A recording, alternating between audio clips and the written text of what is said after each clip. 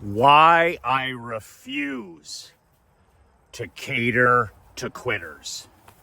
Michael McLean, brassballsmasterclass.com. I am an ex-professional hockey coach, ex-amateur championship hockey coach, turned 8-figure entrepreneur. You can register for my upcoming free masterclass. I'm going to be talking about my top 10 marketing and money-making ideas so far in 2024. You can register for the class. It's this Thursday, July 25th at 10:59 a.m. Eastern Standard Time. There's nothing to buy. It's a masterclass, 90 minutes for entrepreneurs, small business owners who are interested in what we're using over the last 6, almost 7 months to have our best money-making year to date. That is brassballsmasterclass.com this Thursday, July 25th at 10:59 Eastern Standard Time. Link is below. So my most controversial, my most notorious badass rule that I use in my personal life and in my professional life that you may be aware of, you may not be aware of, but it's by far my most unpopular, by far my most unwelcome badass rule, non-negotiable in my personal life, and this rule is non-negotiable and has been in my professional life for the last almost 2 decades. And that rule is simple. I refuse to cater to quitters. And I must admit that at first I was like, wow, this is going to take brass balls. This is going to take a stiffening of the spine. But I must admit to you that there's really nothing that I've done as a husband, a father, an entrepreneur, a community fundraiser in the last 2 decades that has had more of a positive impact on my peace of mind, on my happiness, and on my productivity than adhering to this rule, making it non-negotiable in my personal life and making it non-negotiable in my professional life. It takes a pair to adhere to this rule. It will literally transform your life in terms of your happiness, your peace of mind, and your productivity. Life is too short to live without this rule. The reason I implemented this rule 20 years ago in the insurance business is because 20 years ago, there was a transition in society where quitting became okay. Quitting became normalized. Quitting became the majority. And now in 2024, you and I are surrounded by quitters. We are surrounded by quitters. It doesn't matter whether it's kids, whether it's teenagers, people in their 20s, their 30s, their 40s, their 50s, and even more frustrating and disappointing, people in their 60s and 70s and 80s who are quitters. They start stuff and they finish almost nothing. So now that we're living in an environment full of quitters, most normies are quitters. Most normies are pretenders, they're posers, they're actors, and they can't finish anything that they start. And I have a wide berth of experience to argue this point with anybody. I have coached for 25 years the sport of power skating, of hockey, of tennis, age group age 4, very young kids, all the way to age 35, minor pro athletes. So I've been around kids, teenagers, young adults, middle-aged people in sports my entire life.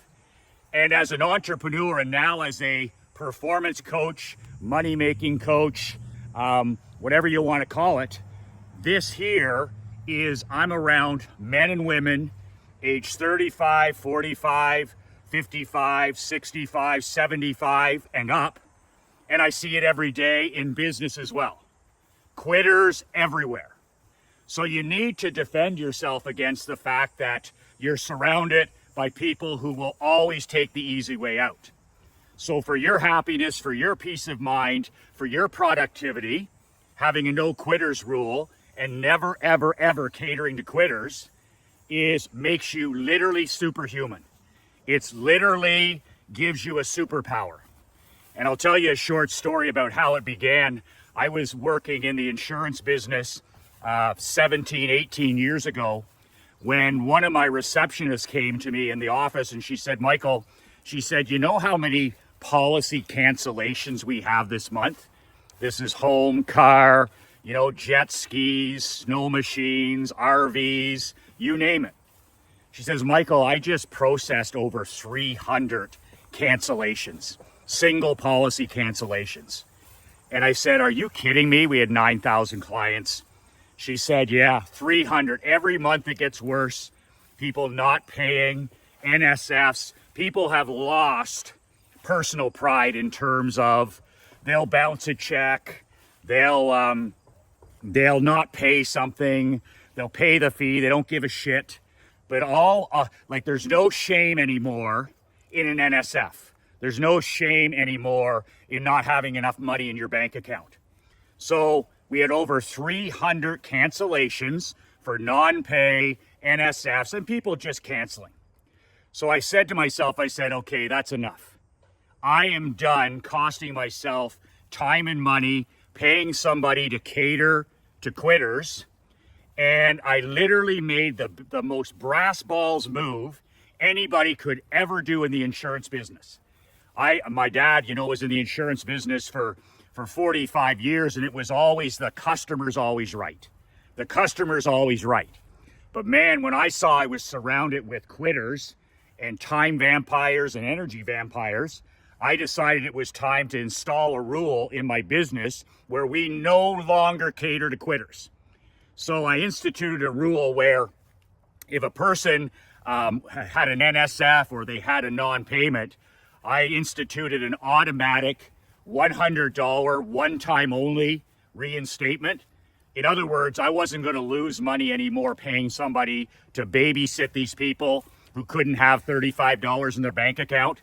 I charged them $100 one time only. If they NSF'd again, they were gone, period. And here's the other thing that we did.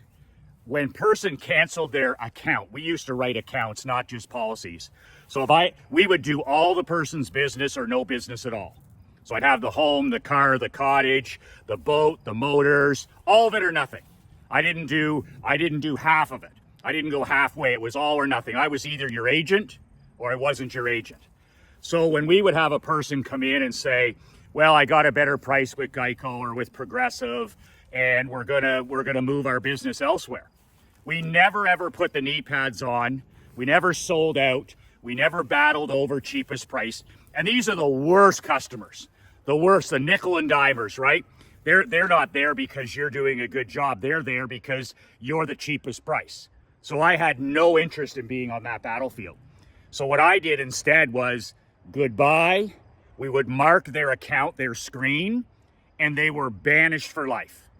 It didn't matter if they came back in 6 months, in 12 months, in 6 years, in 10 years. If they called into the office or they saw one of my TV ads or heard one of my radio ads or got one of my flyers, it didn't matter. It did not matter. If they had canceled their account, all of their business, I had a no coming back policy. And my staff, who were a little bit skeptical in the beginning, it literally liberated our team. We were all a little bit nervous, and this is a brass balls move, right? And I said, screw it. I said, we're done investing time and money and mental energy in our worst customers. And I got to tell you, after a few days of not catering to quitters and having this no coming back policy, person would call in, yeah, I want a quote on my all-terrain vehicle, or I want a quote on my life insurance, or I want a quote on my new car, just using us.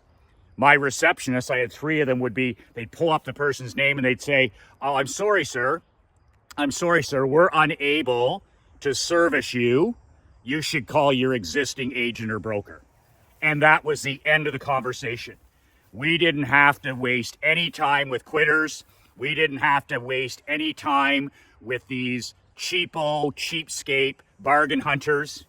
And it literally liberated my agency. It's one of the reasons that I was able to sell my agency 10 years later for a record multiple, because I built a book of 9,000 clients, not customers, not quitters, not bargain hunters, not cheapskates, 9,000 accounts, people that appreciated what we did.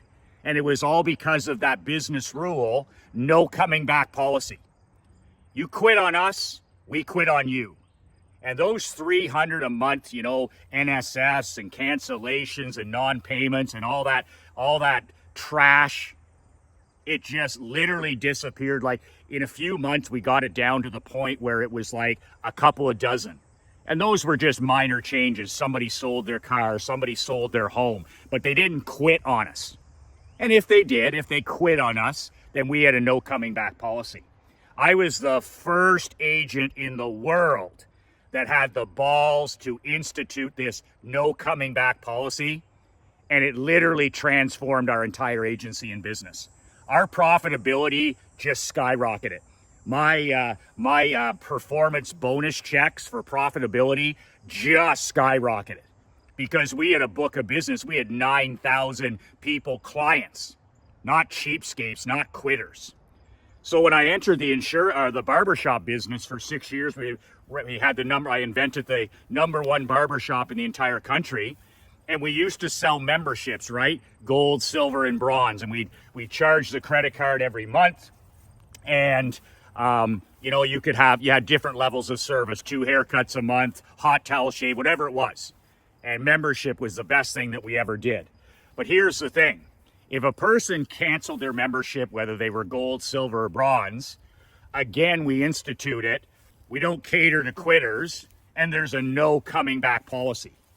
Because when you were a member of our barbershop club, you got all kinds of perks. You didn't have to wait in line. You didn't have to, you didn't have to drop in. You got whatever barber you wanted at a specific time. Lots and lots of VIP perks. So we used to warn the people, I'm going to cancel, I'm just going to walk in. That's perfectly fine. But if you do, you're not going to be able to book online. You're not going to be able to cut the line. You're not going to be invited to our VIP nights. You're not going to do any of those things. And if you quit, we have a no coming back policy. We have a no coming back policy. And admittedly, about 30% of people, like in the insurance business, when they would hear this, when they heard the leadership part, they were like, you know what, I'm just going to stick with my membership. I'm just going to stay with your agency. I don't want to be with Geico or Progressive. So we did wake up and keep a lot of clients. And you got better behavior by your leadership as an entrepreneur. Same thing in the hockey business. Nobody ever did that in the barbershop business, and nobody did it in the hockey business. We have a small arena with about 800 seats.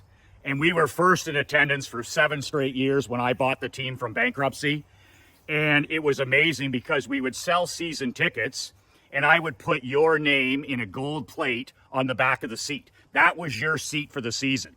So, John Smithson or Heather Rentoul, and it was on the back. That was your seat. So the thing is, at the end of the season, we had something like a 96% renewal rate when it came to season tickets. But when somebody said, you know what, I'm not going to renew, I'm just going to walk up to the odd game or whatever it was, I always told them, I said, that's perfectly okay, but just remember, you don't have a guaranteed seat. You don't have a seat with your name on it. You don't have any of these VIP perks, all of this stuff. And again, most people would say, oh, no, I want to renew my seat.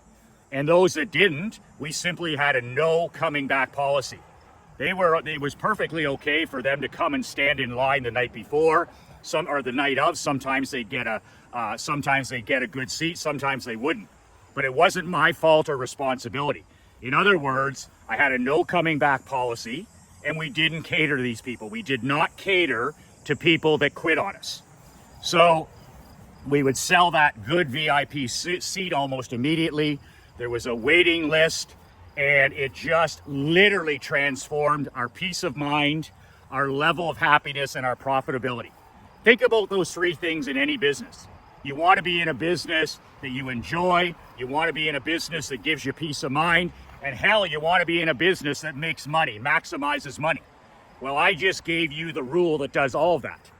So I then said, you know what, if this works so well in corporate, in my professional career, what about not catering to quitters in my personal life? And this is where I said, I don't want friends, I want allies in my life.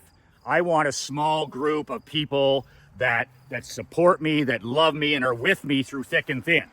So it only made sense that in my personal life, I was also going to have a no catering to quitters. Why the hell would I want people that were quitters in my personal life?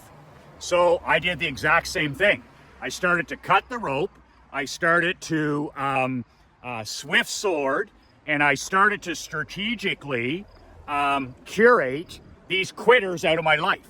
They were fair weather friends. They were people I didn't have anything in common with anymore. Some of them were golfing buddies, drinking buddies, whatever. But I no longer had anything in common with them, and they were toxic and negative associations. So I swift sorted them out of my life. And the thing is because most people, not all, but are quitters, when you get rid of these quitters out of your life becomes so simplified. Because what's the point of having somebody in your life who's not going to be there? They're not going to be there when you need them. So it's really important that you consider this, that you say to yourself, what about no longer catering to quitters in your business, no longer catering to quitters in your personal life? Because I'm going to tell you, you have no idea what's coming. Okay, you have no idea. I tell this story all the time. But I coach power ice skating and I coach youth hockey. And in those two sports, I deal with 4-year-olds, 5-year-olds, 6-year-olds, 7-year-olds, these young kids who were through 3 years of the lockdowns. They were through 3 years of the restrictions. And I have never seen the level of quitting that is coming in that age group. I'll give you an example. I was coaching last year for the first time. I noticed this. My daughter's part of the program, and we had a first hour of skating, 1 hour of skating. And I started that session with 20 kids, the parents paid, and we're going to do it the whole winter, right? Power skating. Everybody loves ice skating. We make it fun. We have pizza. It's exercise. It's fitness. You learn a great skill. And I started with 20. And by the time that first 50-minute session was over, I was down to 13 kids. 13 kids. That means that 7 kids, those ages 4, 5, 6, and 7, packed it in the first 10, 15, 20 minutes. Could you imagine being given the opportunity when you were a kid to learn how to golf or learn how to skate or learn how to play baseball or learn how to play t-ball or play tennis? And you, because it's hard, because it's difficult in the beginning, you just pack it in after 10 minutes. But here's the alarming part. And I said this to my wife, Krista, and my daughter, Emery. The alarming part is that the cupcake mums and the cupcake dads allow them to quit. It's not the child's fault. He or she's 4 years old, 5 years old, 6 years old. And here the parents fork out some money. They have an opportunity to learn a skill. Did you think it was going to be fucking easy? Like, that's the message. The message that you're sending to your 5-year-old or your 10-year-old is that if it's difficult and if it's hard and if you don't want to do it anymore, just quit. So I'm telling you right now, man to man, you have no idea what's coming. So if you think it's bad now with most people being quitters, you have no idea what's coming in the next 15 years. This is an entire age group that where quitting is acceptable, quitting is almost encouraged. There's no shame in surrendering. And quitting is like anything else, right? Quitting, I tell this to my daughter all the time. I've been telling it to her for 11 years. The problem with quitting is that it becomes a habit. You become good at it. Now, there's such a thing as strategic quitting.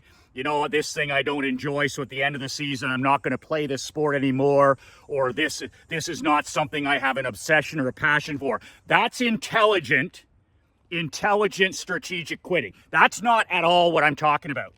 What I'm talking about is mom and dad fork out $100 or a couple $100. You put on your skates or you put on your cleats or you go with your baseball glove and you fucking quit in the first 10 minutes or the first session. And then you go home and mom and dad cupcakes raising snowflakes.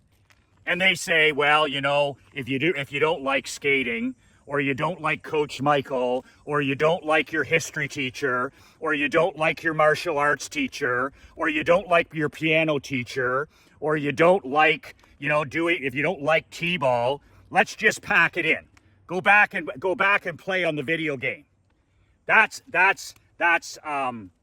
child neglect, and that's child abuse, because you're teaching them how to quit. The great Matt Fury, my friend and client, the great Matt Fury, talks about how we have to teach our kids how to quit. We have to teach our kids how to quit. Moms, dads, parents, teaching kids how to quit, society. Because these kids who pack it in my skating program, pack it in my hockey program, pack it in at the barber shop, you have to learn how to quit. Because as a baby, as a toddler, you have zero quit. We're born champions and winners. In other words, a kid who, you know, is trying to walk and he keeps falling down and falling down and falling down and falling down. Well, that toddler doesn't say, oh, this is hard and this is difficult. I don't have an obsession for walking, so I'm just going to quit. The other thing he or she doesn't have is one of these soft as shit parents who say, it's okay. You know what? You don't really need to walk. You know, it's not your obsession. It's not your passion. I didn't have it. I wasn't a walker either. So let's pack it in and let's just put you on a screen. So they don't have that impact of that tomato can mom or dad. So what does the toddler do? He falls down, they get up. They fall down, they get up. They fall down, they get up. They fail, they learn. And then boom, after a few weeks or a few months, they learn how to walk. No question whatsoever. No doubt whatsoever. It's difficult, it's hard, it's just up and down, up and down. Nobody's telling you can't do it. Nobody's allowing you to quit. And the toddler ends up walking. That's as simple as achievement is. But then all of a sudden kids get to the age where they have a choice. You know, I'm gonna learn to play the guitar. Oh, I quit. I'm gonna learn how to play football. Oh, I quit. It's hot out. Oh, my math teacher is very difficult. My equestrian teacher raised her voice. I'm gonna quit. I'm not gonna and that's where that victim mentality culture. It starts at home. It starts at home with cupcake mums and dads, with cupcake school teachers, ministers. You have to teach these kids to quit. And then guys like me in sports, I just go around and I'm just teaching these kids and these teenagers and these young adults. I'm in the unlearning business. I'm teaching these kids to unlearn what they've been told by their parents, by the school system, by the news, by politics, what they've learned on TikTok, that it's okay, there's no shame in surrender. So I coach these kids in skating and hockey, and my message is the exact polar opposite. It's not okay to pack it in when things are hard and difficult. You need to finish things in life. Life is hard, life is difficult, get used to it. Build some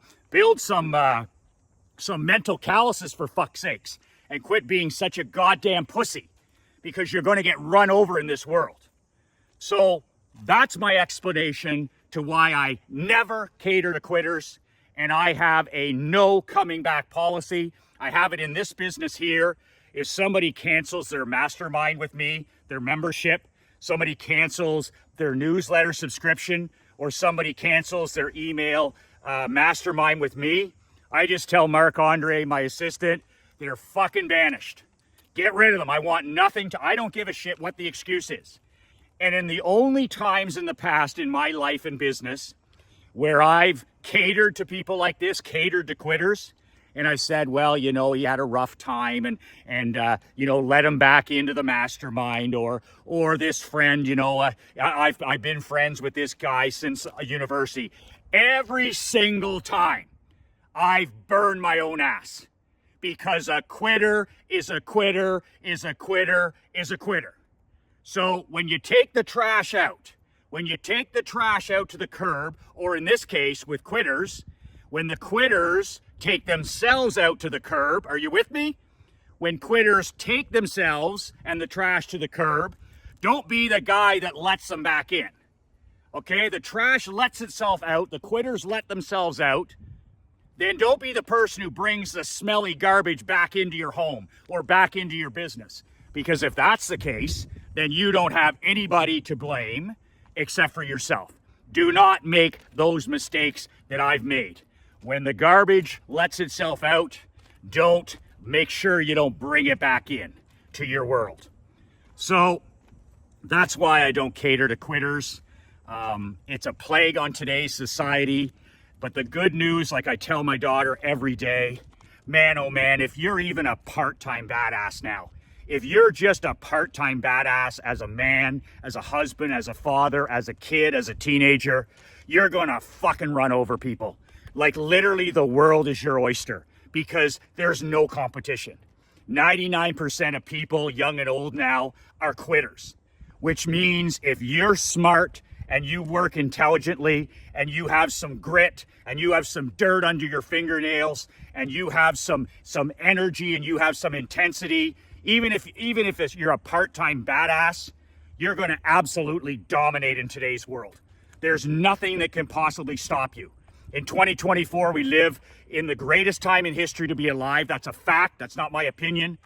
You and I are awash in wealth, opportunity, and abundance like never before. There has never, ever, ever been a better time to be alive, to be a husband, to be a father, to be an entrepreneur. There's never been a better time to start a business. So when I think about these policies of not catering to quitters and no coming back, that just insulates you from the normies, from the pretenders, from the excuse makers, from the do-nothings, so that you and your kids can focus on being badass all the time. And if in today's world, if you're a badass, if you're one of those few savages, those few rainmakers, those few people with some grit, some toughness, and some ambition, you're literally going to build the world of your dreams. You're literally going to live life and do business on your own terms, and nothing can stop you because you have absolutely no competition. You're surrounded by quitters. Your kids are surrounded by quitters. Your employees are surrounded by quitters. And there has never, ever, ever been a better time to be alive than in 2024. If you're interested in attending my training this Thursday, July 25th, make sure I don't cater to quitters and there's no coming back. Don't take up one of the 200 seats if you're not serious about being on there for 90 minutes. I put in hours and hours and hours of this. I'm not charging anything for it.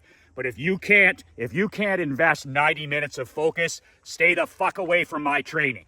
This is for husbands, for fathers, for grandfathers, for small business owners. It's for men who are interested in taking and scaling their life to the next level. It's my top 10 marketing and money-making ideas so far this year. Okay, we're 6-7 months into a brand new year. I pull the curtain back. I show you I'm investing hours and hours and hours in the prep. But if you're not a serious student, then don't take up somebody's seat. I only have 200 seats. The link is below to sign up for the Thursday training. This Thursday, 10:59 Eastern time. Be early. brassballsmasterclass.com. That's brassballsmasterclass.com. And I look forward to working with serious people this Thursday.